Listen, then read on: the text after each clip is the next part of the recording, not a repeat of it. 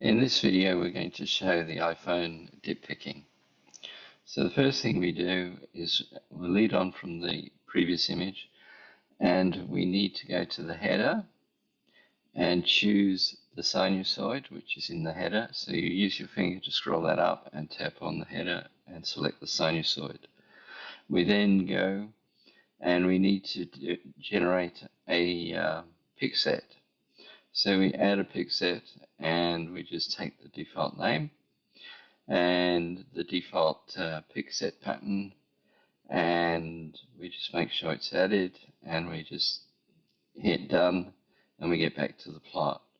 We then repeat the same procedure for the dip picks, and we edit that, and here you can have logs or you can have a pick set, and we're going to have a pick set, and again we select it and hit done, and that's finished. Finally, for the stereo net defaults to a single color, but again we're going to select this, and this is a little bit different in that you have to specify the logs even though they come from a pick set, and it automatically fills in the other logs that it needs from the pick set. We're going to change the coloring to be status, and we just go and tap on the status for the rows, and we're going to make this 50% so it's transparent, and the plot is done.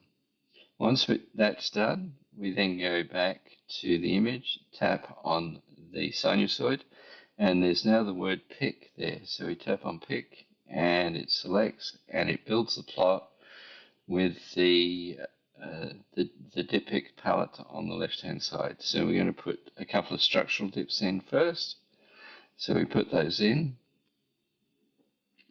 and on the second one we've got a green, red, blue, and the blue button allows you to change the amplitude, the green button allows you to move it up and down, and if we put in a third pick, which we'll do now, the red button allows us to give the pick amplitude.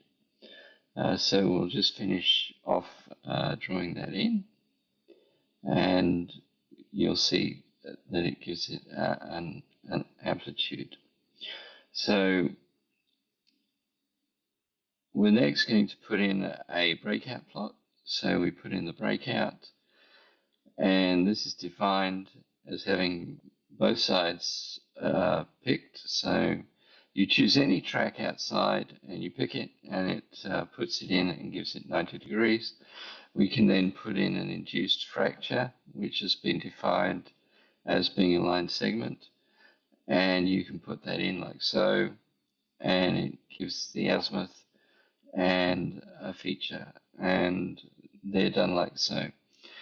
If we don't want to leave the picking and we hit save, the picks are saved, and if we hit the refresh button, those picks will show up along with the average dip value in the stereo net track.